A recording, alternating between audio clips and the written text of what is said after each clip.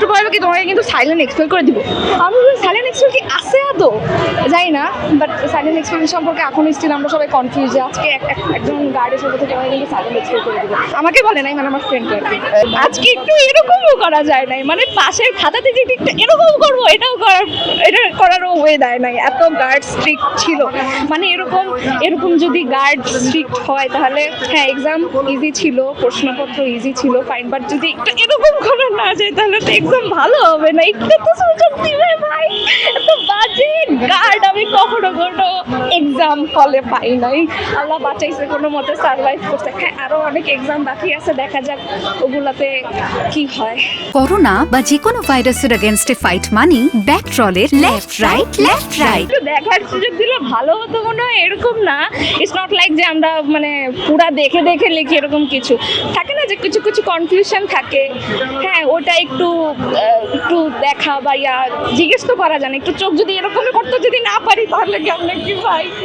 শিক্ষামন্ত্রী যা করতেছে সবকিছু অনেক স্ট্রিক্টভাবে করতেছে, এটা তো জানা কথা। আপনার পরীক্ষা কেমন হলো তাহলে? কোনো মতে সার্ভাইভ করছি আলহামদুলিল্লাহ, খুবই ভালো হয়েছে। একটা স্টুডেন্টকে বলতেছিল যে তোমাকে কিন্তু সাইলেন্ট এক্সপেল করে দিব, হ্যাঁ আমার একটা ফ্রেন্ডকে। আমি এরকম কোনো কিছু আমাদের এক্সাম হলে পাই নাই, বাট সাইলেন্ট এক্সপেল সম্পর্কে আমাদের এখন কনফিউশন বেড়ে গেছে যে জিনিসটা কি আদৌ এক্সিস্ট করতেছে নাকি না। বাট আমার এক্সাম অনেক ভালো গেছে আলহামদুলিল্লাহ। জানি না ইংলিশ সেকেন্ড পেপার কী হবে, কাজ ইংলিশ ফার্স্ট পেপার যেহেতু ইজি আসছে, ইংলিশ সেকেন্ড পেপারের প্রশ্নপত্র কঠিন হতে পারে, সবাই গেস করতেছি। হ্যাঁ বিগত পরীক্ষাগুলো আলহামদুলিল্লাহ ভালো গিয়েছে। বাংলা ফার্স্ট অ্যান্ড সেকেন্ড পেপারের ক্ষেত্রে যদি বলি খুবই ভালো গেছে আলহামদুলিল্লাহ। বাট প্রথম পরীক্ষার এমসিকিউ খুবই বাজে ছিল। প্রথম দিন যখন পরীক্ষা দিলেন তখন ভয়টা কিরকম ছিল, আজকে কিরকম ছিল, তার থেকে কত গুণ বেশি ছিল?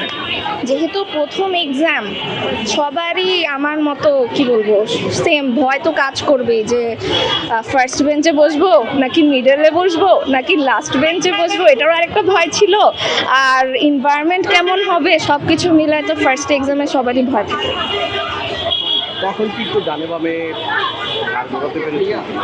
বামে বাংলা এক্সামে তো ডানে বামে ঘাড় ঘোরারও টাইম নাই।